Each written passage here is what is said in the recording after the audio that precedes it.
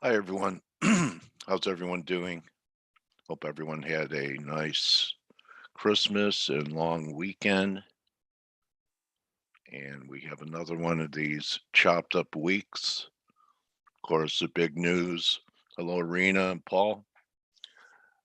Was President Trump coming out and signing the COVID relief. I'm doing okay. So, this is the kind of action you get during these holiday time periods. This action in Euro sure looked like it was going to break out at 2.5. Still looks like a triangle to me. So far, we're holding the bottom of the triangle. Oh, you guys can't see it? All right, here. Thank you very much, Ingmar. How about now? You got it? All right, so you see this is a triangle. I'm guessing with my limited amount of Elliott wave knowledge that it's 4. That'll be followed with a terminal thrust to the upside. One of the ways you could measure it is just, take a look at the total range of the formation. So 270 and 130. So that'd be 140. So it could take it up to 3.5 to 124 if we break out to the upside. Yeah. So if that's the case, then this little pop that we're getting in the dollar at 90 won't hold. I'm still looking for Blake's number, some type of fib extension number, I think coming in around 89.5, 89.40. You can see the dollar starting to give it up right here.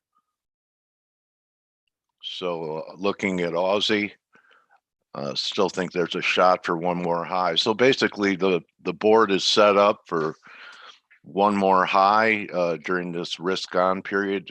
I don't think I'll be doing anything except possibly looking for some scalps or swings for a few days beginning tomorrow on perhaps turnaround Tuesday, full moon, tinfoil hat, sitting in my pyramid type of thing tomorrow. uh, Looking at the oil, should get another high over 49. I mean, this was corrective, and perhaps both the everything, oil, uh, dare I say S&Ps, and the dollar. So looking for a dollar bottom and risk off sometime early next year could happen, but I am looking for that to happen in January. So we'll see. 3780s, 3770 in the S&Ps is a number that comes to mind. And you look at the daily, there's still massive divergence. We're barely just getting above that high. And just out of curiosity, even though it's a shortened week, let's see where the 2-week off number is right there, 3729. So if by Thursday we could close back under 3729, which is you just count back 2 candles from this week's candle, and that's your off number. And you could use these off numbers on any TF. I like looking at the weeklies because it kind of gives me a big picture of what kind of reversal or potential reversal could happen um, on a weekly basis. And it's even a very short term weekly signal. And sometimes you get to trade these numbers. At times they end up being a break to buy if the off number's underneath, or rally to sell if the off number's above it. And looking at the gold, it's kind of still a decent looking chart. If we could get through this level up here, off number wouldn't take much for gold to turn down 1819. Well, that's quite a bit lower. This is it. 1880, excuse me, 1880. So we're rallying up to the off number. We've been to the off number in gold right up here. So I don't know, with this kind of chart, I think you have to wait for the dollar when you think you have a dollar bottom to short the gold. And silver, wow, is it outperforming. today. So quite a move with gold unchanged, down a buck, silver up quite a bit. I'm not sure if we're going to have enough juice in this holiday period to take this high out. I was kind of looking at the fact that if we put in a lower high up here and then we break this support at 25, so that's a $2.50 formation. And then if that measures all the way back down here, which would be the larger descending triangle formation. I mean, one thing about trend lines is, you could always adjust them, right? So, it could still be a descending triangle, but that 25 level is very important for silver now. And, we still haven't had that weekly close over 6.5 that Stella's looking for. So just, what I see here is the possibility of, if we take out this 25 level, it's going to measure down here to about 2.5. And this is major, major, major. And if you're a silver bear and we take this out, then you're talking about $17, $5 move back down here. And I would back up the truck if that happens during the first quarter of 2021. Any questions?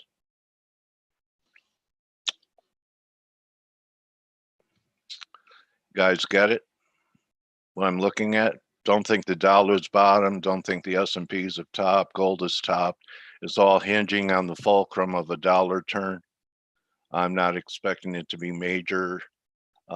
These rallies in the dollar or attempts to rally from a low until maybe early January. It's possible that it happens this week, but I think the probabilities are next week. Something I learned from Steve Volge, a lot of reversals, and we've seen it before in the stock market where January, the beginning of the month, could lead toward some reversals to be aware of for 2021. Okay, so that's what I see. Really trade light. Yeah, the market liked it. Mm-hmm. Yeah, we'll see what happens on January 6th if the market likes it. I have no idea what this bombing in Nashville was about. It's kind of weird that someone would, want to take themselves out. It's un-American to want to take yourself out and not take others with you, which has happened in, mass casualty events. Kind of weird. So, that same as the market, Forex girl, that, you could head up, finish a year okay. But, as we approach 3,800, the air is starting to really be rarefied. So I still think there's going to be a good break to buy in risk assets, but not up here. I rest my case. Blake, I saw the picture of your COVID Christmas, and you know what? I want to commend you that that you guys were in your backyard and you had nice social distancing going on, and you know what? At least you were together. Your friends, and and it looked safe, and I could even see the smiles under the face masks. So Well, yeah, looks like you had a Merry Christmas, buddy. we did. Well, actually, that picture that you saw happened to be, my sister and her family, with my nephew. They actually stayed the night at our house for several days. So they're in Oh, our cool. they're in our They're in bubble. your bubble. They're in Yeah. our bubble. But my in-laws were also in that picture. They have you know great grandmother who's 100 years old living with them as well. So we had to specifically keep a distance Yeah. there, if that made any sense. So, I think it's great that, at least you could see and hear each other without a device. oh yeah, we sat out in the backyard, and Yeah. the weather is beautiful here. It's it's Yeah. It's prime one time of the there, times of year desert. where it's Yeah. gorgeous, right? Yeah. Yeah. I hope you had a Merry Christmas, Dale. Thank you, buddy. I heard you talk about the Nashville situation, and I honestly don't get it. I don't. Were there any other casualties other than him? No, no, and they said they heard gunfire first, and my first thought, me, I'm so paranoid and conspiratorial, that it was kind of like a message of people being dissatisfied with the election results, and I don't know. And that's Who knows? entirely possible. I don't I could totally see that, right? Yeah, yeah. Yeah, I mean, I could totally see that. But uh I mean, I'm maybe it had something to do with that. But you're right. It's like, okay, so the guy, I think he blew up an RV near downtown Nashville, I think. Yeah, Is that what happened? yeah, knocked out my sister's phone line. My Okay. sister lives out. She has a landline from AT&T, and her line's been busy for 3 days. Maybe it was a Yeah, plot gone bad, yeah, fortunately, yeah. who knows? But yeah, it was rather strange. Um, but other than that, it was pretty uneventful from anything else happening. I want to say that uneventful. I should actually take that back. We had Trump that looks like he's signing the stimulus bill, Oh, you which know what? Ziggy came up with what he's seeing. There are a lot of people that think that COVID was started because of 5G. People have gone back every time there's some type of new radio wave in the atmosphere that our bodies really weren't meant for. So his main theory is blow up AT&T because 5G is killing us. maybe that's it. People believe it. I've heard Oh it no, from people. 5G. they do. It's I crazy out there, buddy. It is. It's pretty wild out there. Anyway, so it looks like Trump is going to or sign the stimulus bill, and as long as it doesn't get overridden, I guess anywhere, because he was gonna veto it. Then we're gonna have to try to override the veto. Regardless, it looks like Risk really enjoyed the fact that that's happening. You can see that the equity markets have pushed up towards the highs. I want to also point out that we are not far away from the ascending wedge high. I mean, you can see that. Whoops! Every time we grind higher, Yeah. we hit a new high, and then we come off. This, you could probably make this more of a just a channel, if you will, versus an ascending wedge. But as you can see, we are grinding higher, and then we get slammed down a little bit for whatever reason, and then we pick back up and we continue on. And this time of year, I'm not expecting us to implode. I was a little worried going into this week if Donald Trump was going to veto the bill. I was thinking, man, we might actually see a little bit of selling, but it looks like between here and later on this week, we should probably see some continued risk on, and any type of pullback in equities or any type of pullback in stocks should be very limited. So while I'm on this chart, Dale, I'm Yeah. going to go ahead and pull up the bias chart, and then I'm going to put in our key levels of support and resistance that we need to deal with. Now, remember, when you're looking at the S&P, and I'm going to give you guys a longer term view for those of you that aren't normally here, we are at the 127% extension of the post-COVID drop. So the lockdown happened last year, or this year, excuse me. I can't wait till I can say it's last year. It happened earlier this year. The equity markets came under pressure aggressively. We've actually hit the 127% extension of that move. So here we are at 3730 basically, and I would be really careful chasing the market up here. Yeah. I don't think there's any reason to be buying stocks at these levels. Been diverging since early November, Blake, Yeah, I mean, well, or even further back. let's But let's talk about that, Dale. okay. It's been diverging for years. You're right. It's You only could the 1 millionth divergence, this is buddy. this is the 1 millionth divergence we've seen forever. So the equity markets I know. continue to grind higher, and yes, they are divergent. Yes, I agree with you. Like, I just wouldn't chase them up here. You have to be buying dips if and you may not get the dip to buy there, but you can't fall into the FOMO trap either and the fear of missing out.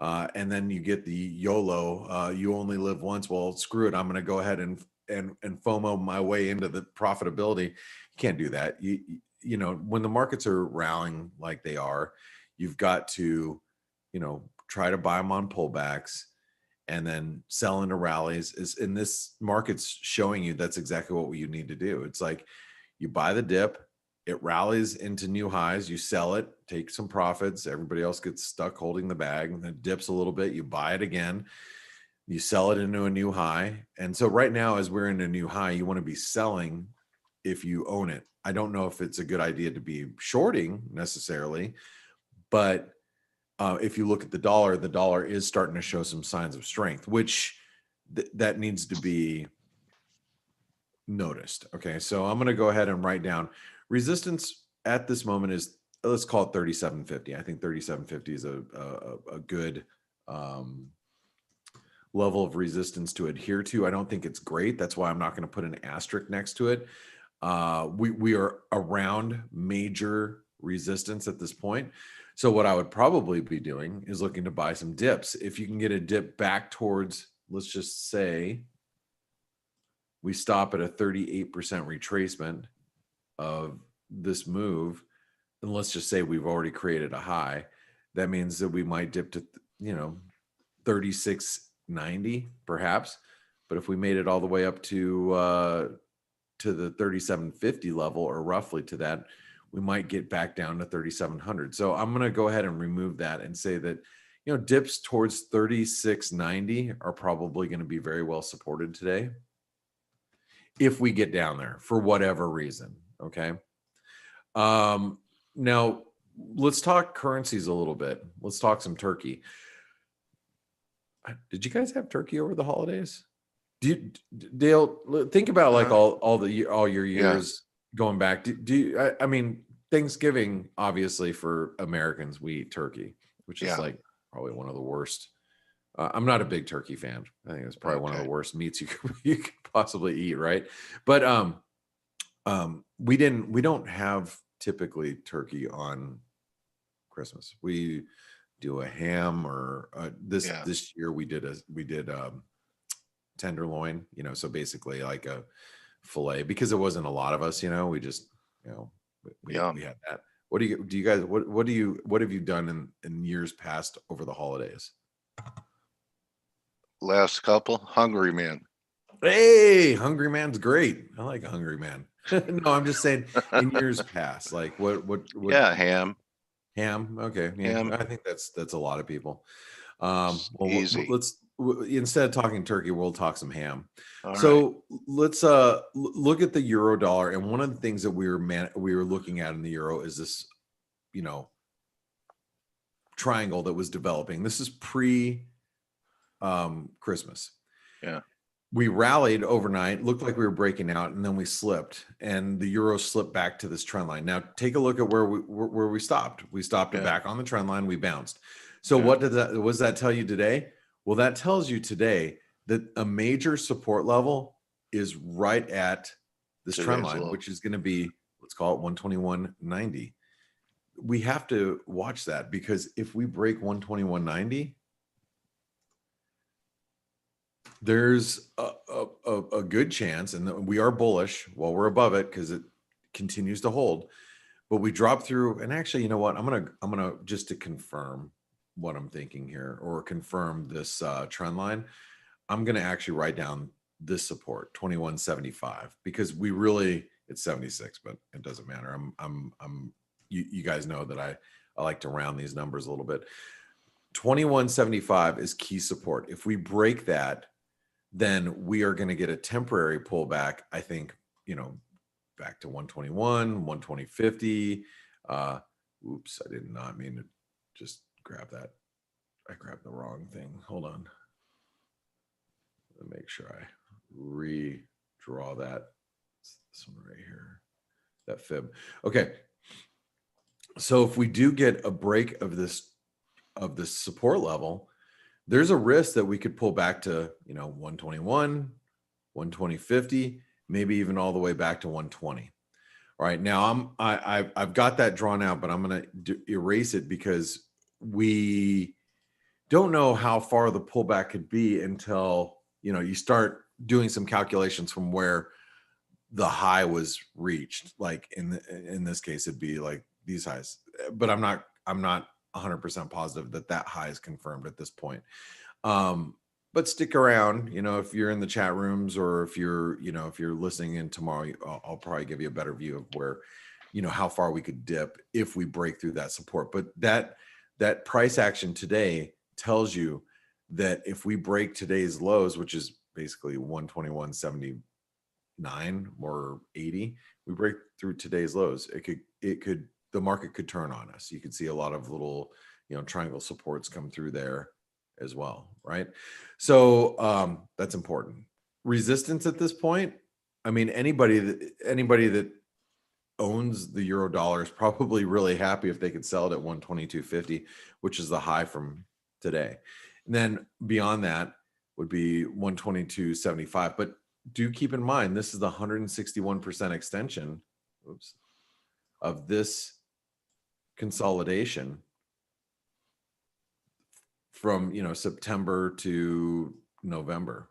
Okay, that's the 161% extension. That's where we're at, and that's where we're stalling. All right, let's talk a little bit about the sterling. So if you're in the chat room, I actually did take a trade today. I told everybody earlier, I'm trying not to trade today. I sold some euro pound that I bought sub 90 on Friday. Now, you guys know, if you were listening in on, did I say Friday? I meant Wednesday. Pre-Christmas, whatever. Right. It's pre-Christmas. If you were listening in on, I guess it was Wednesday was our last broadcast, ahead of, as we were finishing up this Brexit deal, I'm like, buy the rumor, sell the news. We had a false breakdown below the support. And, I felt we're going to, race back above 90 pence. And we did. And we hit the 38% retracement. So I took a little bit off the table. Now, I do think that the sterling rally is going to stall. And so I sold it at 22 today when we were up here. Previous support, current resistance, 38% retracement comes in at 29. Wanted to get in a little ahead of that. We went as high as 25 roughly. But you can see previous support, current resistance, 38% retracement, possible double top setting up here. Nice. Yeah, I think this is the, the news is in. The news is in, and the moose is loose. Yeah. Or, whatever. I think intraday, 135.30 should offer resistance on rallies.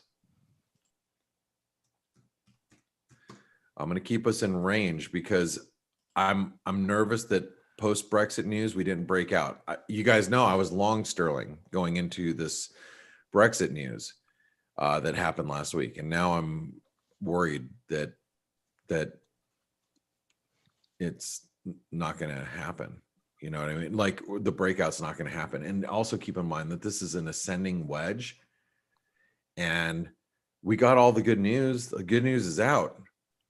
And if we get a failed breakout, this month, here, I mean, I know you could look at your weekly chart and go, well, the weekly candle was a breakout, but how about if we fail, especially on a monthly basis, we closed, the month of December back below, 133, you're going to have a false breakout on a monthly chart. That's not good. It's really not. So, going back to the intraday charts, here's the 4-hour chart. I think we need to look at our support, which will be today's lows at 134. Is it today 134.75? I guess it is. I don't even want to look at that number. Hold on. you can see spike here. So let me just take a line to it. Spike here, spike, you see it here, right there. Yeah. Spike here. Should all be pretty good support. And that comes in at 134.50. So I'm going to write down that number for today as being support. It's not great support, but that might be support for the day. Okay. Aussie. Aussie's still bullish. I know we're down a little bit right now. The problem that I see with the Aussie, and there's a couple things for those of you that don't or haven't seen this. This is a long-term 38% retracement. Long-term, 2011 highs to 2020 lows, 38% retracement. You know it's big resistance. We know where we're at is big, huge resistance. The problem with that is intraday, we just made a lower high. Do you see that? Lower high. Yeah. So a lower high into major Fibonacci resistance is not good if you're bullish. Okay. That doesn't mean that we've disrupted the uptrend. I just think that we're going to spend some time backfilling. I think you're going to be able to make some money both ways in the Aussie, even though it's a bullish uptrend. And what I'd prefer to do in this case is buy dips versus sell rallies, because the trend is obviously higher. So if you can buy some dips into like key levels of support, like this trend line, I mean, that's great. But what do you do here? Well, if you're going to trade counter trend, just take smaller positions. That's it. So we filled the gap. You can see this gap fill. See that? Perfect.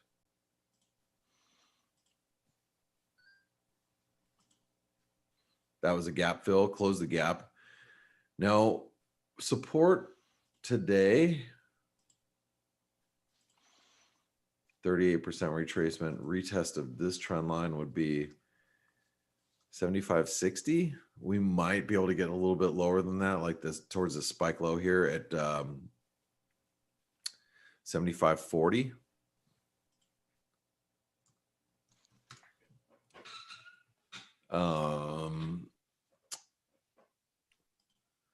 Resistance is obviously the overnight high, which is going to be 76.22. So I'll write 76. Oh, wait. Yeah. 76.22. That'll be the resistance. Or 76.20, doesn't really matter. Bullish trend. Aussie, or the Kiwi, similar situation to the Aussie, very bullish move. And I think just paying attention to what's developing here, I actually think that we are trying to carve out a longer term head and shoulder pattern. Now, what does that actually mean to us? Well, if you look at like the daily charts, if I had to guess, this is what we're doing. And I'm going to go ahead and draw this out for you guys. Where is there it is. Okay. So I have a feeling that we're doing this. There's a shoulder, head. We're going to spend the next 2 weeks building a shoulder. We're going to eventually break 70 cents. We're going to come back down towards 68 cents, which is the big breakout point. And this is where you want to be the buyer more aggressively. That's how I kind of envision it over the next month. If I had to guess, that doesn't mean it's going to happen that way. That's just, if I had to just, imagine what is going to happen longer term. But what that also means is today that high should be fairly important. That's also a 78% retracement of this move, also some resistance around there. So that comes in at 71.40. We are trying to create a lower high. Okay. It's still bullish. So, and you guys have to understand, especially those of you that are a little bit newer to listening to me, just because I have a bullish indication on a bias chart doesn't mean anything to me other than if I short it, I know I'm going counter trend. So therefore, I take smaller positions, right? I don't want to be as aggressive when I'm going counter trend. When I'm going with the trend, I tend to be a little bit more aggressive in my positioning, meaning, instead of buying, like let's say, instead of buying one lot, I would buy two. But if I normally trade two and I'm shorting a bullish trend, I'll short one instead of two, right? I'm just, you use the trend or the bias to help gauge your positioning in what you're doing. I'll short the Kiwi. I have no problem shorting the Kiwi. I just know that the trend is higher. So I'm going to take smaller positions whenever I do so. All right. Support right now for the Kiwi, probably this trend line, which will intersect with these spike lows down here, which will be right around, let's just call it 70, 75.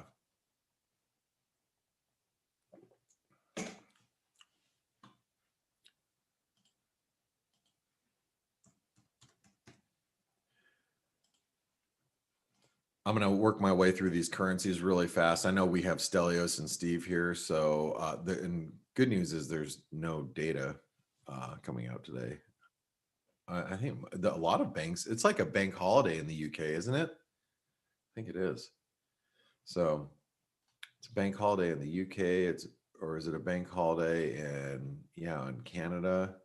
So a lot of Australia, Canada, New Zealand, UK. Yeah. I mean,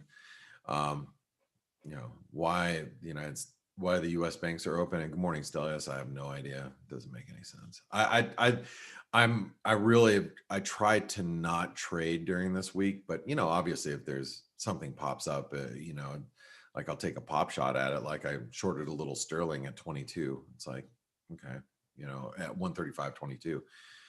So anyway, every once in a while I'll try to take a trade if there's something that comes my way. So here's the dollar Canadian. Now the dollar Canadian, we've really highlighted the divergence of the dollar Canadian, how it was, we hit the 161% extension.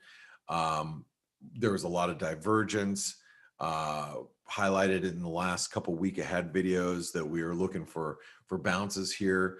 We got an aggressive bounce and bounced right to previous support, acted as current resistance, and that will be significant resistance in the days ahead, which will be 129.50 basically. Intraday today, I think we'd get really lucky if we got back above 129. Frankly, there is some volatility inside of the dollar Canadian. You can see this like possible double bottom here, double bottom above here. So you just, let me take you into more of a micro intraday move. You have this double bottom here. Here's your neckline. So if you do get a break of this, that range should take us right back to 129.05. So I'm gonna write down resistance today being at 129, just given the fact that of what we see. Okay. We had been bearish, and there's an argument to say, well, we're below 129.50, you have to stay bearish. I would say that that's probably a realistic take on the trend, but I'm going to put us in range. Okay. I am, because we've really shown with the dollar Canadian, the pullbacks are they're very minimal. And I'll tell you what, crude oil is sitting near, $49 a barrel. And if crude comes off back to the mid 40s, the dollar Canadian could very easily be back at 130, in my opinion. Support intraday 128.10.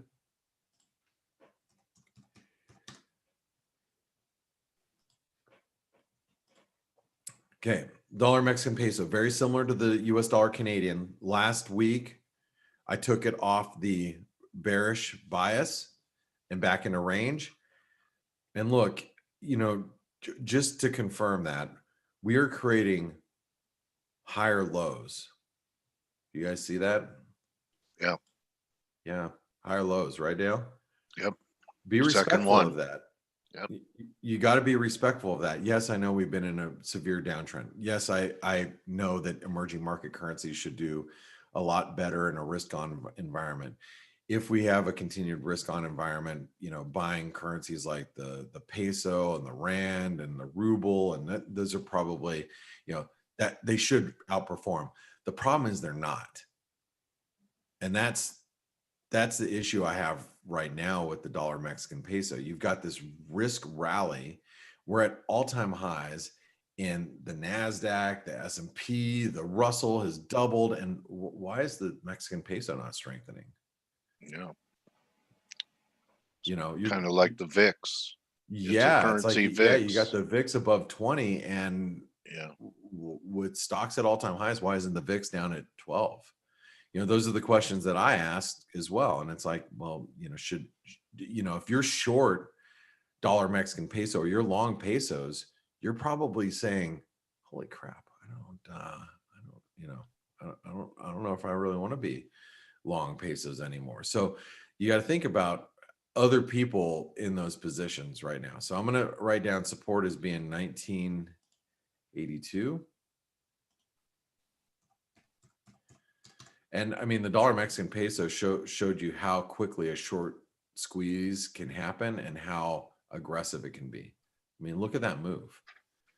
We went from 1980 to 2070. I mean, that's a hell of a squeeze. Yeah, the VIX spiked to 29. I wonder what an overlay of VIX on Mexican peso would look I'm like. sure it looks, Pretty probably close, I similar. think. Yeah, I mean, that's a 5% squeeze. Obviously, Yeah. we've given it all back, but man, Yeah. it hurts. It hurts if you're in it. If you're the opposite. Got to trade it.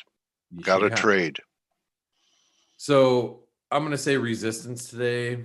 Intraday is probably going to be back here at 20.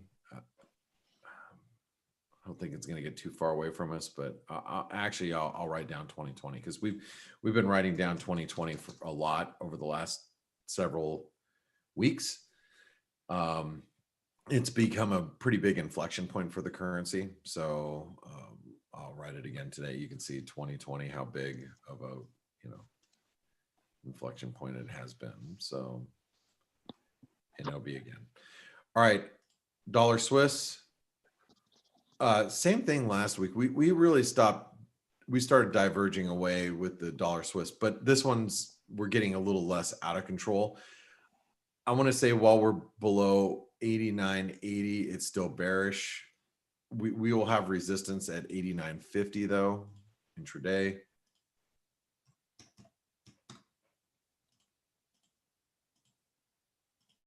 And support. You can see all these spike lows right through here. And once we broke that channel, right, you can see all of these lows. That comes in around 88.45. So I'm just going to write 88.50. I still think it's bearish. You just have to be a little careful. Watch the Euro Swiss. The Euro Swiss is squeezed pretty aggressively too. Okay. Oops.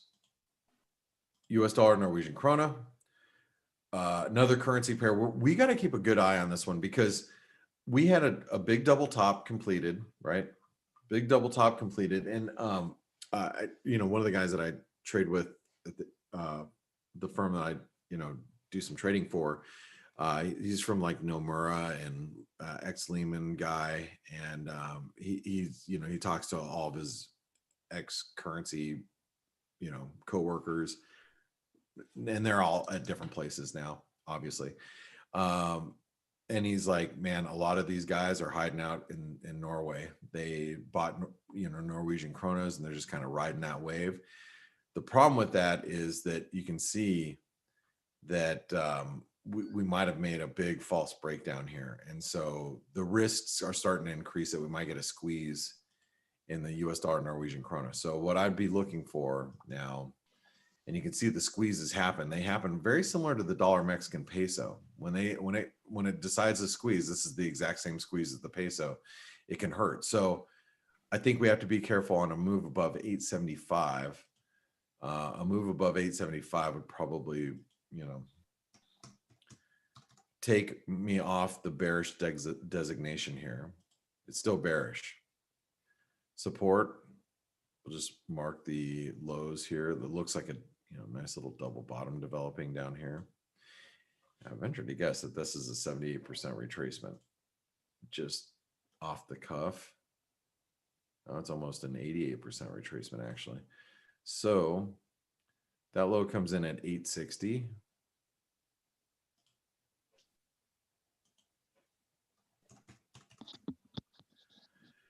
All right, let's finish up with the, I'll get to the dollar index here in a second. Let's look at the dollar yen. You guys know I am so unexcited about the dollar yen. It's not even funny. So resistance, same as last week, right? 104. I could write down 103.90, but I'll write down 104, and support being 103. I think we had a little false breakdown here. I would actually be more inclined to trade the dollar yen to the upside, honestly. And I say that because of this false breakdown. I'd be more inclined to trade it back up towards 104.25. But I'm going to say 104 is resistance.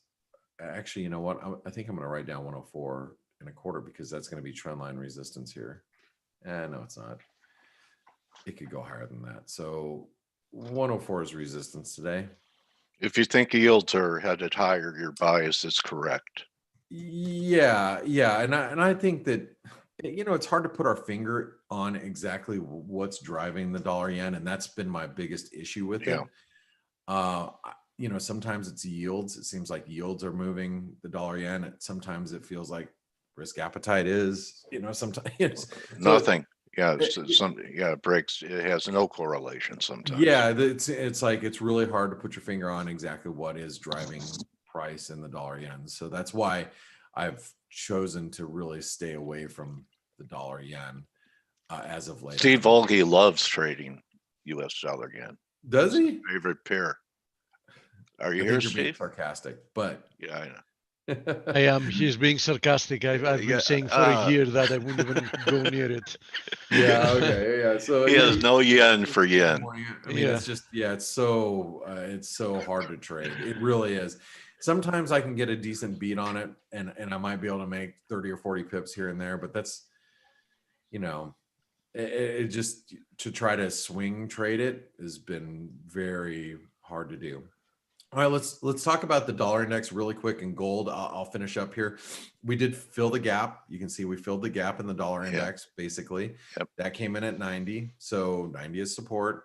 91, where that spike high is resistance. I don't know if you should do anything more than that, or adhere to much more than that. It is still very bearish. The dollar index is as a whole. While we're below this, and you guys know I drew this out last week, or maybe I drew this on the week ahead video. I can't remember, but 91.80. Yeah, while we're below 91.80 or 91.75, you got to just remain, more of a bearish bias, right? You can trade it counter trend, just realize where we're at. Last but not least, gold. As you pointed out, Dale, silver is outperforming gold today. Yeah. Gold. Notice that we're holding these this trend line here. The spikes are being bought. Now, if we break through this, let's call it right now 19 or 1865, we might see it slip a little bit. That would coincide with a little bit of a dollar squeeze too. So 1865, and then resistance in gold is 1900, which, as you can see, I think we wrote down, well, let's see, bias chart from the 23rd, 1900 was what we wrote down. So that's it. Same. And you can see how we actually hit 1900 and backed off today. I mean, that was written on the 23rd. That was written on the 23rd. We actually hit 1900 almost to the quarter cent. So anyway, all right, here's your bias chart. That is it. But I want you to notice something based on what we've been doing, especially those of you guys that have been here for the last, couple weeks you've been watching. Do you notice that we were about a week ago, it was pretty much dollar. Everything was range. Yeah. No. Everything was about a week ago or 2 weeks ago, everything was slanted towards dollar bearishness. Yes. We had the cable was green, Yeah. the dollar Canadian was red, the dollar yen was red. The only one that was range is dollar Mexican peso. And notice how you're starting to see those colors flip. So it's showing you that, we are starting to see some dollar support leak into the market. So Nice. just keep that in mind. That's a it's nice like observation. have you ever seen you ever seen like when you have like a deck of cards or like and you do like stop animation with that where you draw like little drawings and eventually you might have the stick man. You remember doing that as a kid? Yeah. I mean it's kind of showing you that we've seen a shift go from extreme dollar bearishness to now you're starting to see some dollar support leak into the market. All right. So anyway, that's it, guys. Stelio, Steve, how you guys doing? Merry Christmas, by the way. Hello. Merry Christmas. Merry Christmas, everybody. All right. Did you guys have a Merry good Christmas. holiday? It was good. I am still personally still digesting, but yeah, it was good. I'm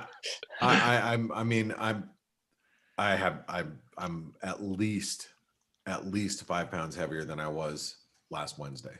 Yeah, I think it's a common theme in in holidays, and as you know, Blake, especially in Greece, a lot of food, dude.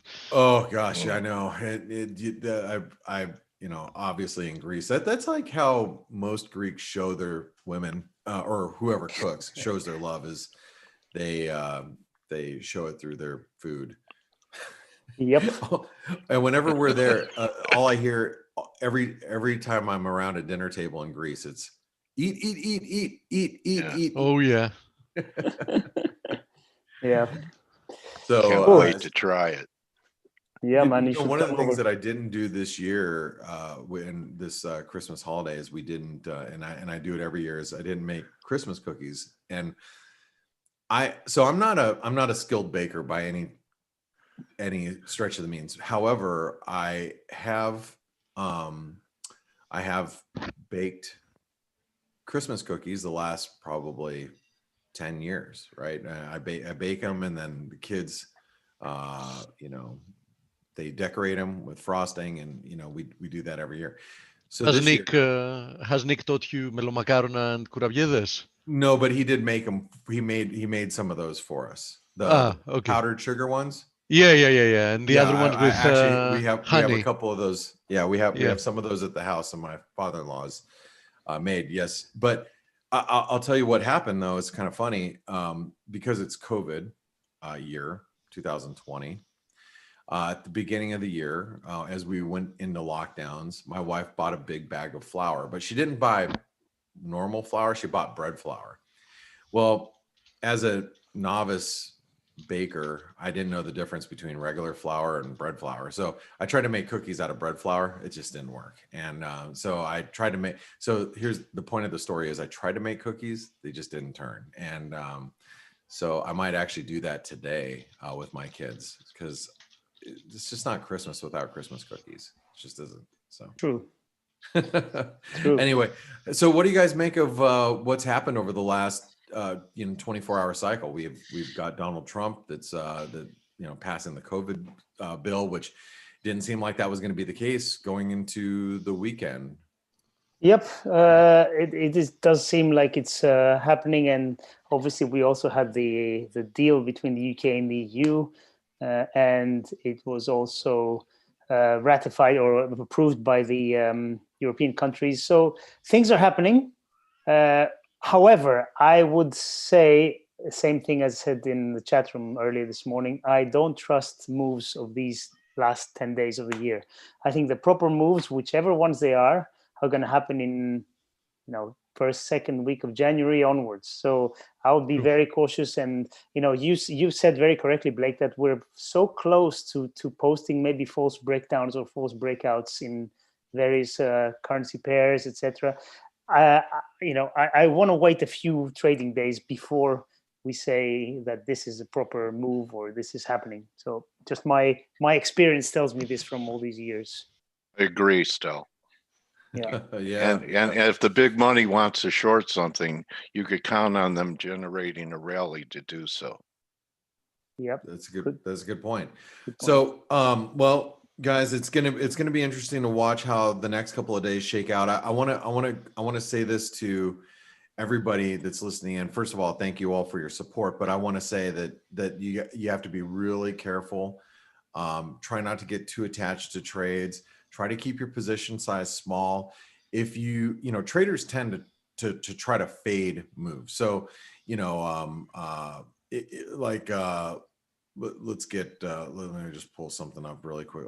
I'm just going to pull up the dollar index.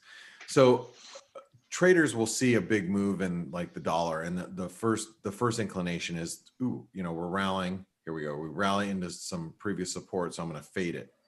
You short it here, and then it keeps going up in your face, and then it keeps going up in your face. If you're, as a trader, we tend to fade moves if we feel that they should be going in a certain direction. And that's fine, but just remember that there's not a lot of liquidity. So take smaller positions, keep your stops in place. If you get stopped out, you take a loss, brush yourself off and move along. Don't let a bad trade turn into a really bad trade. All right. This is not the time of year to allow that to happen. So, all right, guys. Call it a I'm gonna year pass it over for a to few Steve. days. What's that? Call it a year for a few days. Yeah, I mean, we're here, but there's a lot of traders in our community that are gone. I would say probably 80% of the traders that we normally trade with are not here, and that's because they're taking the next couple of days off.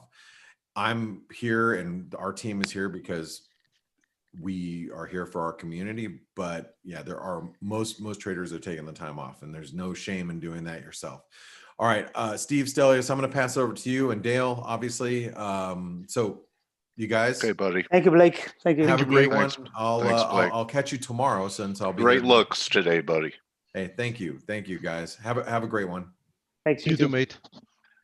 Okay, My Greek brothers, how are you? my American brother. We're good. We're good. Our American grandpa. Yes, son. Maybe father. I probably could be your grandpa, Steve. All right. Hey, Steve, bring me my cane. On its way. Yeah. So few things happening over the last few days. As I said before, I don't trust market moves that much, and the overwhelming feeling I get sometimes. It's happened quite a few times in the years that I've been trading. Whenever something feels like it's this is a sure thing. Everybody knows the dollar is going lower. Everybody knows you have to be long stocks and long Bitcoin and long metals and all that. Yeah, of course, it's a sure thing. That scares the crap out of me.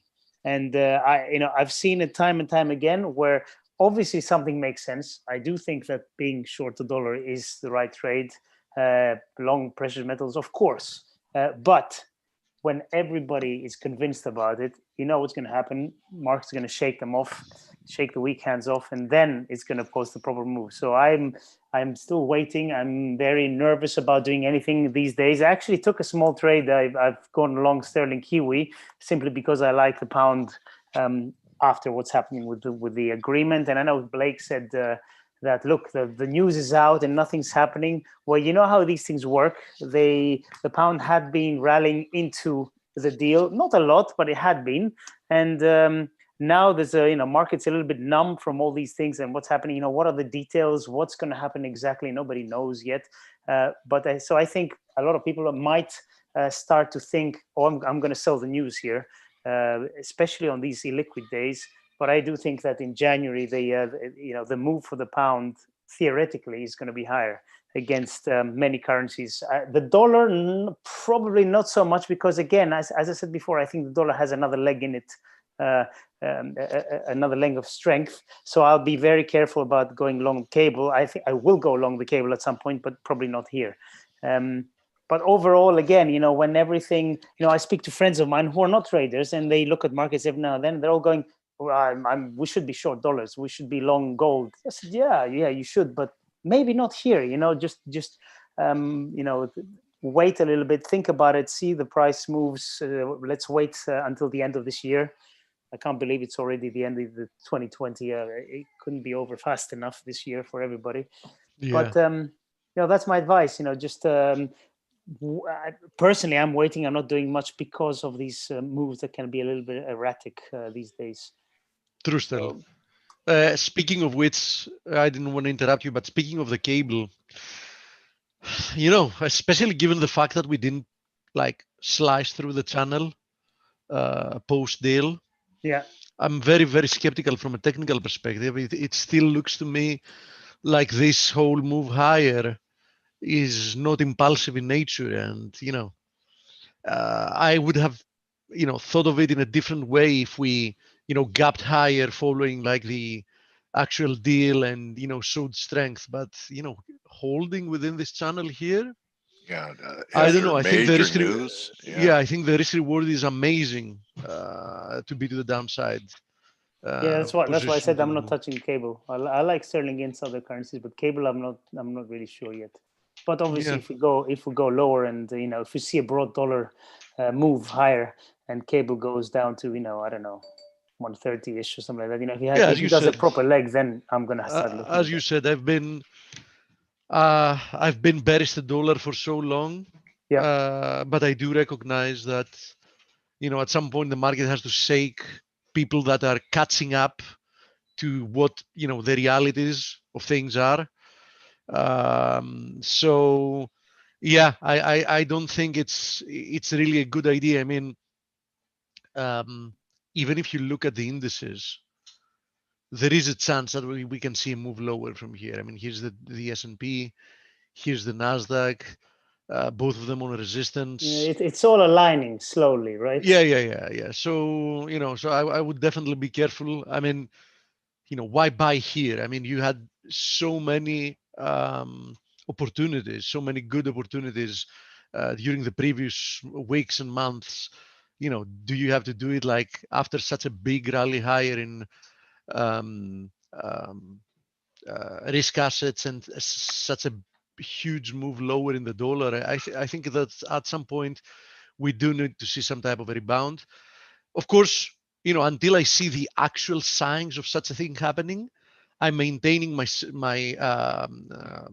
bearish bias even in the short term, but I wouldn't definitely be taking fresh positions here. So that's that's the basic message we're trying to pass here. Makes sense. Does Euro look like a way forward triangle to you too, Steve, on a shorter term TF? In my opinion, it could That's even a daily. be a wedge. Okay. That's why I'm looking at the daily. So I wouldn't be surprised to see more downside before we produce new highs in the short term. Speaking of in the short term, now looking at it on the 4-hour chart, let's pull it up. Here it is. Yes, as you see, Okay. This is what I've. You already have it breaking out of it. Okay. Yeah. So all right. I'm a little bit skeptical, though. You know what I mean? I'm a little bit skeptical for all the reasons we mentioned. Yeah, that's the way. Yeah. I wouldn't be chasing anything here, and especially as we've mentioned many times, and Stelios started by saying that again. Not during the holidays, right? I mean, it's a very, very bad time of the year to actually try to have a thesis, because anything can happen. And the market can move in any direction with very, very little money invested in it. But the implications, if it is a 4, is that should there be one more thrust to the upside, it could be terminal. Yeah. Okay. Yeah. When we're I'm talking dangerous. Don't listen to my Elliott Wave stuff. When we're Very talking about dangerous. terminal, of course, we also have to take into context the time frame we're talking about, right? Yeah. Because just for me to clarify, Do I think that at some point, or perhaps we've already started, we should see a pullback in Euro USD? Absolutely. On the other hand, do I think that we're looking for a major top here? No. No, I don't. I think that whatever move ends up unfolding to the downside, it's going to end up being a corrective move that should be bought.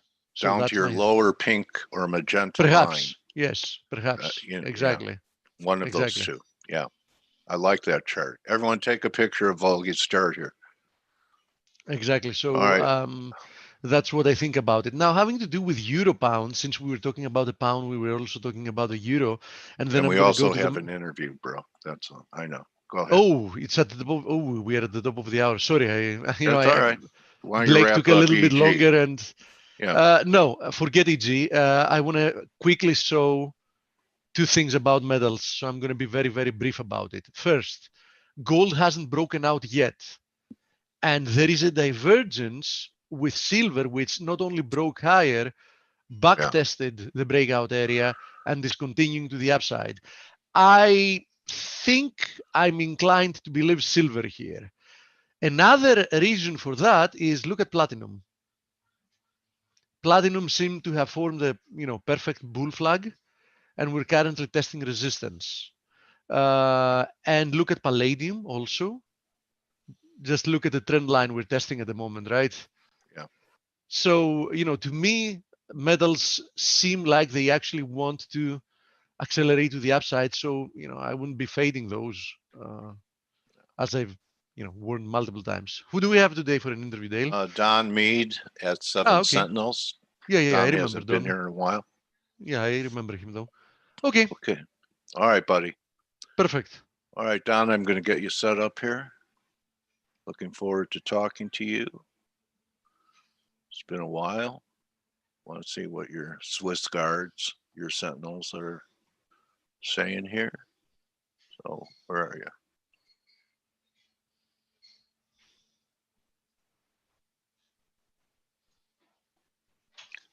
I think I messed it up. Yeah, let me try it again. I promoted him. Okay, thank you, Steve. Hello, Don. Welcome back.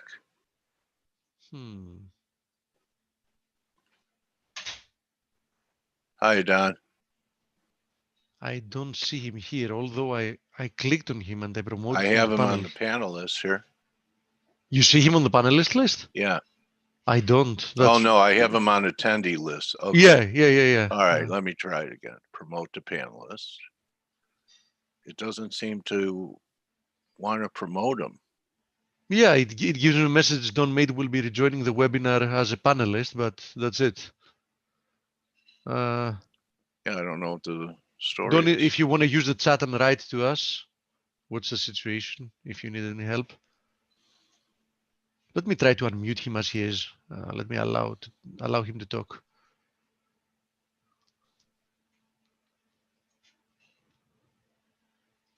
Don? Oh, that's too bad. That's very weird. Don, if you can hear us, perhaps it won't let me. It won't let me promote him to panelist. Let's see if he has a message for me on Twitter. Yeah, I think the best idea is for him to try to relog. I have no idea what's up. Yeah, me either. I've never seen that before. Yeah, this is a new one. It's always a new one. No, okay.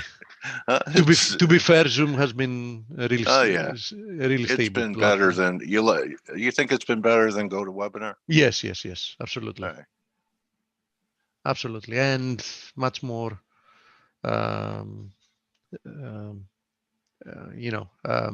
up to date, with a lot more functionality, with I've never seen this though, where you can't promote someone to a panelist. Me too. That's why I'm assuming that perhaps he's like left, disconnected or something. Yeah. Well, I guess we'll have to reschedule Don. Okay. Yeah, absolutely. So sorry. So we can have a fast look at a couple of things, then answer a couple of questions that we have. And that will also give him like 3-4 Yeah, minutes in case he, yeah, okay, go ahead, buddy. he logs Yeah. back in and it works or whatever. Somebody's asking about natural gas. Natural gas had a, a really vicious Oy, false break higher there. excuse me, my heritage just snuck out of my mouth. Oy vey. Yeah. So let's see where this is going. I bet some people got trapped there. That's why it's a good idea to wait for confirmation and not just like immediately buy the slight move higher intraday on anything. But as we speak, we're testing like a key area of support. So keep that in mind. 223, quite a key area of support. So pay attention to that.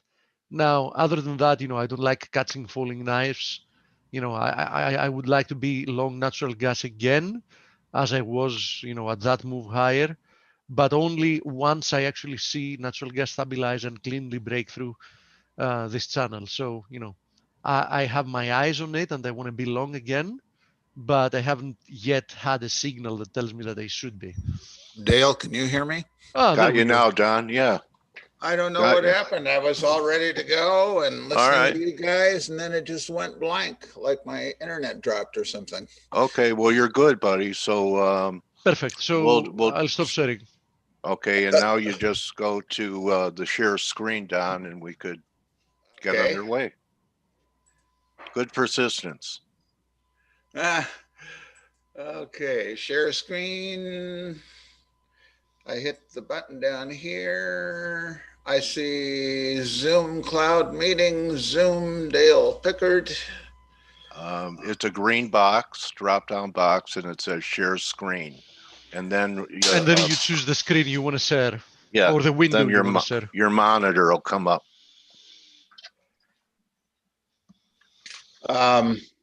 You choose the right screen and click share. See the green box, drop-down menu, share I think he screen. already clicked it from what he was describing before. I think he's in the next screen, Dale, that asks him what he wants to share. Okay, so then you just Oh, so you start don't, sharing. you hear me, but you don't see my screen, right? Correct. And I'm on Zoom. Oh, that's the launch meeting. Yeah, no, you want to be, Oh, I see. you're- Here's that green. There you Yes. Green Share box. screen. Oh, That's it. now does it show that my screen?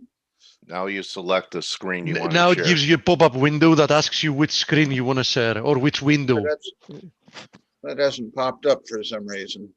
It says Steve Valgardis. That's you, right? But Yes. we're talking about the share.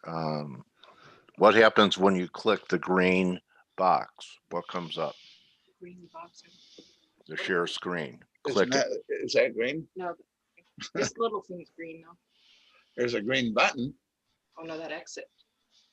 Shared screen. Shared screen. Now pick which screen you want to share. There you go. Your assistant. Family's Yeah. great. You're Huh? doing a fine job. I'm sorry about this. That's okay, buddy. Right here, right? No, I want to. I really. Well, I can. Does that Okay, screen it's coming up. Something's coming up. Yeah, there you There go. you go, Don. Is this Okay. what- Yeah, this time it's different, the whole thing. Okay, So you're seeing where it starts December 27, 2020 at the top of the screen. yeah, we'll move it to the top. We're not at the top yet. Last thing I see is December 27th. Whoops. Yeah, there you go. December 27th, 2020. Well, this Excellent. article is focused on answering one critical question. That's where we Excellent. are. Okay. Excellent. Let me just put something up on my other screen for my own use. And we'll dive right into it if that's okay with you. Yep. Well, that's almost there. Good morning anyway to you. Good morning. Yeah, happy holidays. Hope you Happy had a Merry- holidays. Merry Christmas. I hope that your Christmas went well and COVID angel passed right over your residence and kept you safe? Yeah, I put some blood of the lamb on my doorpost. Excellent. So, yeah. That's good. And it's been quite a year, hasn't it? It has. I know that everyone is saying the same thing. Let it go. Let's hope that we don't waste another year with this. Okay, so You betcha. Okay. All righty. I thought that this would be a good time to talk about as we move from one of the most interesting years of all time into 2021, the next year in succession that could be, in my opinion, my humble opinion, even more interesting. And I'll kind of dive into both what I see is coming up and the psychology of market traders. I wanted to talk about that a little bit this morning. okay. Do you want me to just launch in here and Go ahead. Okay. The Spanish philosopher George Santayana is credited with the aphorism that those who fail to learn from history are doomed to repeat it. But the question for us this morning is, why do those who have learned from history, who have studied the important market tops over the centuries, still fail to get out and reverse their position at important market tops? That's what I'm going to talk a little bit about this morning. It's literally the billion-dollar question, as you can tell from my title. And I call it the billion-dollar question because Jesse Livermore in 1929 had, in fact, learned in detail from history. He studied it for decades and lived through it and understood it and correctly positioned himself short at the top of the 1929 market and made the equivalent of 1.2 billion 2020 dollars trading short that decline. So the question I want to throw out to anybody listening is, why don't we all do that? If that's what he did and he's our example, why don't we all just identify the top short and write it out and repeat his success? As it turns out, the answer to that question is the market's nearly infinite ability to deceive, because there's an enormous difference between recognizing a market top by examining historical data and living through the development of that market top. In real life, the driving forces that drive a market higher, and the fact that top calls so often turn out to be wrong as the market continues high. Right, as market continues. How about Livermore, Don? Was he ever in his writings talk about being early, probing, looking for the top in 29 before it actually did? He never talked about that specifically, but he talked about the fact that many traders, the very thing that I'm talking about now, many traders correctly identify a market bottom or a market top, and they start out right and they get off track. They never make the real money for psychological reasons. But yes, sure, he had those problems like all of us do. Okay. But my point is that markets tend to, the longer they go up, the longer they extend, the further they extend a trading top, the more people fall into the trap of believing the four most ruinous words any market trader can ever utter. And those four words are, this time it's different. Right. The fact is, this time is not different, and that's my point today. If you take a look now, you are seeing, I hope, on the screen the New York Stock Exchange Composite Index for the last 30 years. Is that correct? Yes. Okay. And you have all the tops designated. And you know what? A lot of people forget about because it happened so quickly. What's The that? COVID crash. So a lot Yeah. of bears, they're saying the bears have been wrong forever, but you know what? Because the crash was basically, wiped away, that was still a crash. We did have a crash. Oh, yeah. Even though if you went to sleep for a few months, you wouldn't have seen it. Oh, definitely. And A lot of people are saying the bears have been wrong forever. That's well, not true. I'd love for some of those critics to look back at my articles from January of 2020. Yeah, I remember. Yeah, good, thanks. But at any rate, and yeah, that's an important point. Thank you, Dale. The chart we're looking at is showing the monthly bars of the New York Stock Exchange Composite from 1991 to 2021, 30 years, in the lower part of the chart. And in the upper part of the chart is the simple MACD. Now, that's probably the best way to identify or recognize what the trend is in the market with regard to the primary trend, the bull market or a bear market.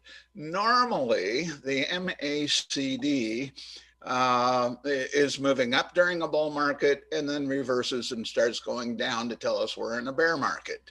And when it and normally it does that very simply, like it did in 2007. That's the second one that I've got marked top. Well, and then the third one I've got marked top, it's 2015. We had the same thing. It'd been moving up and then it reversed and went down. So those are simple tops. But sometimes we have complex tops. 2000 was a perfect example of the complex top. The MACD had moving of the monthly New York Stock Exchange Composite had been moving up for years and years and years, and peaked in 1999, and then it started going down in a very, very complex pattern. And finally, the market peaked here, and you can imagine how worn out the bears were if they were using the MACD as their measure of the market trend, because it had been going down for what, a year and a half or something by the time the market finally peaked in, I think it was April of 2000 here. So this complex pattern carved out the topping process of that long bull move from actually 1982 up to 2000, before the market went into a bear market that took the NASDAQ down 79%, almost 80%, the NASDAQ composite. .com. Yes, yes. Now, take a look at the current market. You think that was, this was a simple top? This was a complex top. You think this was complex? Look at the one we have now. Yeah, definitely. It has stretched, from late 2017 to it's still ongoing.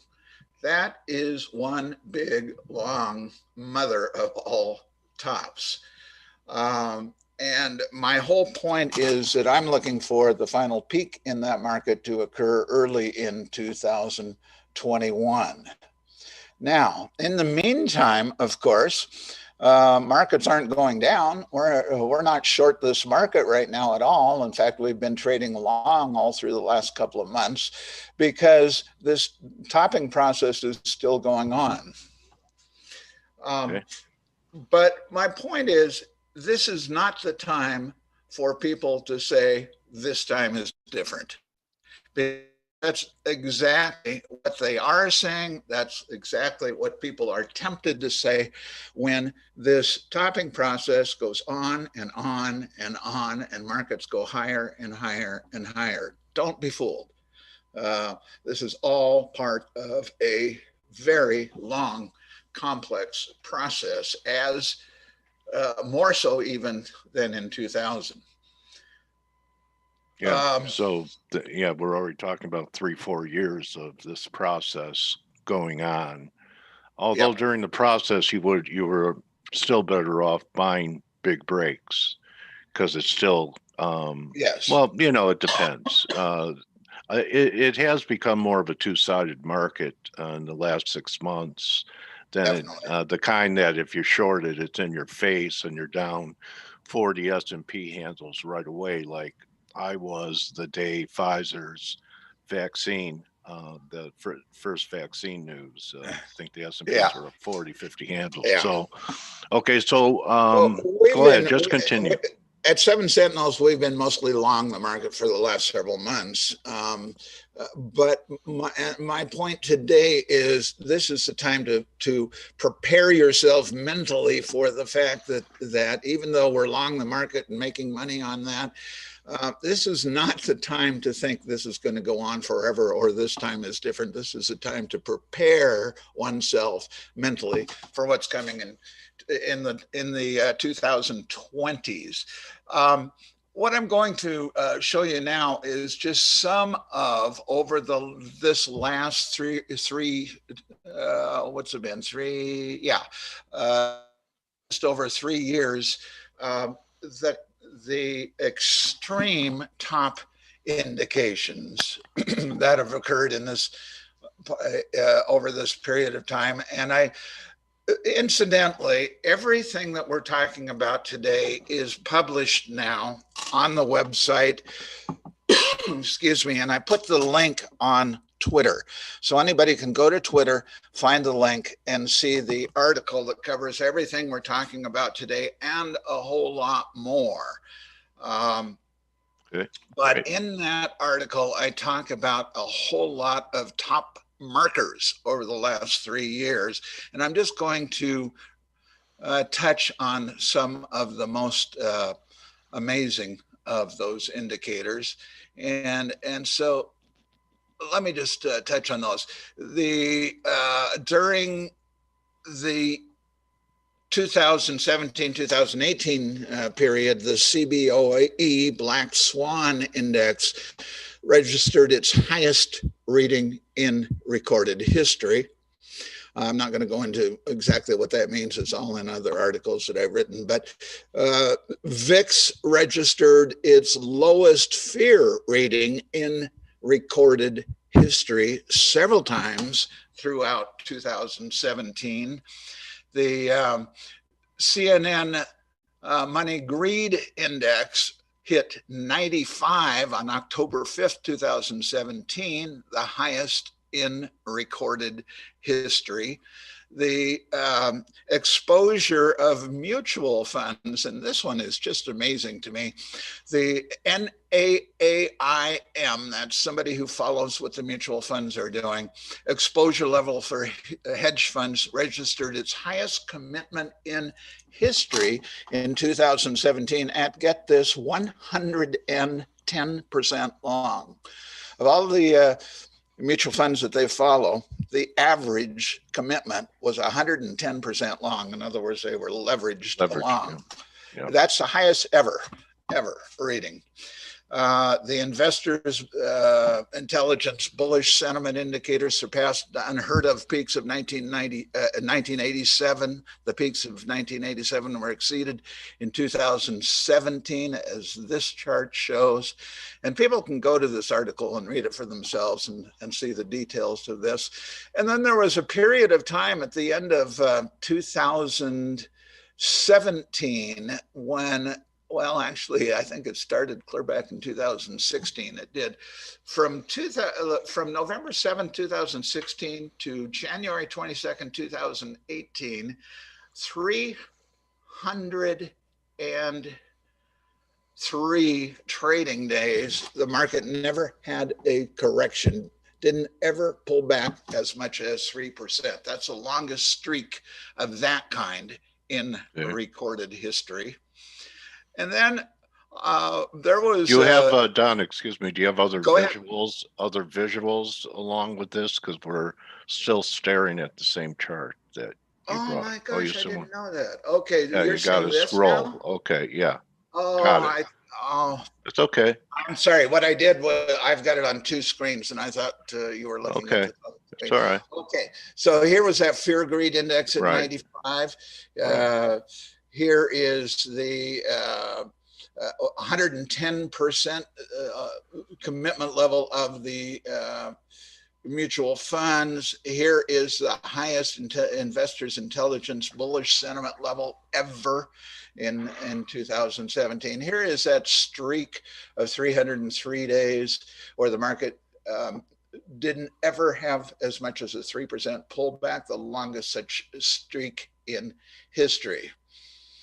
Thank you for telling me that, Dale. That's okay, buddy. There was an article in Zero Hedge on August 27, 2020 that was just excellent, and it was entitled Charting the Market's Descent into Insanity. Excellent article. I recommend that people Google it and go back and read it. But here are just some of the highlights of that article.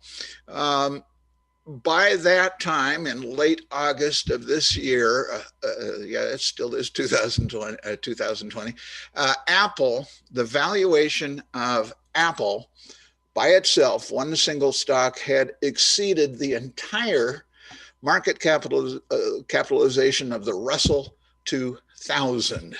So as I said, the valuation of Apple was larger than Alexander and Baldwin, Allegiant Travel, Boise Cascade, Boys Gaming, Brunswick, Caesars, Cheesecake Factory, Coca-Cola Bottling, Denny's Corp, Hecla Mining, and 1,998 more similar companies combined. I mean, that's just total insanity. That's madness. As we went down through that article, we point out that for the first time ever, the dollar value of options traded exceeded the dollar value of stocks trading in several days during August. Got as high as 114% more dollars were traded in options than were traded in stocks, showing you the level of speculation. Yeah, that was going on. And one statistic that really stuck out and just I just couldn't believe this when I read it. More than 75% of all those billions were going into options of less than 14 days maturity. Yeah. So that level of pure raw speculation makes the frenetic activity of the 1920s look like a peaceful walk through the park. This is just craziness. And I just wanted to point out some of these things because it's important. It's important that what people are paying for IPOs and there's all kinds of frothy things out there, Don. So Right. I do remember a tweet. It may have been a tweet or maybe a DM to me where you thought that the S&P before it peaks could trade up to 3,900. Are you still in that camp? Yes, I'm still in that camp. I'm looking for somewhere around 3,950 plus or minus maybe 100 points. Okay. Well, more like 4,000 plus or minus 100 points. By about April. So mostly we're bullish. And the whole point of what I'm talking about today, I guess our time is running out here, so I'll get through it quickly, is I'm not trying to warn people about what they're doing on the long side of the market. I'm trying to warn people to don't lose the mindset of realizing where we are in the big picture. Because this is no ordinary top. We believe that this will prove to be one for the ages. And that's really everything that I wanted to talk about today. Okay, Don. So, All right. So yeah, we have so many things saying that, this is frothy and speculative. And are you going to wait for some type of technical signal like definitely. yeah, so what I'd like then, Don, is when you're seeing it, Yeah, to let me know, and we'll get you on. good. We'll get you on Love when it. you're seeing it again. And do you think we could the whole thing could hold together till April? Yes, I do. Yes, I Is do. that based on cycles? What kind of cycle? Well, first of all, I've been following the Fibonacci, or the Fibonacci work of Dr. Teixeira. I don't know if you're familiar with him in Investors Intelligence, and he's Okay. been showing that the cycles indicate a peak around April Okay. in that area. So Because I that's know others that have said the same that do cycle work. So, yeah, Mark Newton talked about it. And I think the foundation of cycle guys, Andy Patoli, a lot of people pointing towards this April timeframe. If the market's rallying into that zone, that could be it. So, right. and now more importantly, we have Don Mead talking about the same thing. So, guys, write it down. Be aware of April, not the Ides of March, but we'll see what's happening. By then, we should begin vaccinations, and everyone will think everything's okay, and Exactly. things are getting better, and the market may have already priced in Nirvana, which it's currently doing, right? Exactly. All right. Well, And that's my main point, is that people need to be mentally ready for what's coming. And the last thing in the world they want to do is adopt the old saw that this time. It's different this time. Because that is a killer in the market.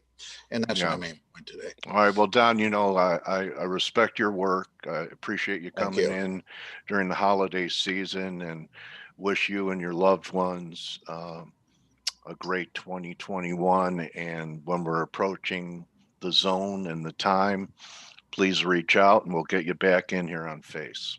What do you say? Thank you very, very much, Dale. I sure appreciate it. And I hope you and your loved ones stay safe and well. And thank you, Don. Look forward to the next time we meet. Okay. And this is my trading warrior brother, Don Mead, and you could follow him on Twitter at 7 Sentinels. And Don is an intelligence gatherer, as you can tell. He looks around for people whose work he respects and gives credit to them, but it, kind of curates things for you guys to look at on his website. So thanks again, Don. You betcha. And just a reminder, if you go to Twitter, you can see a link to everything we talked about today.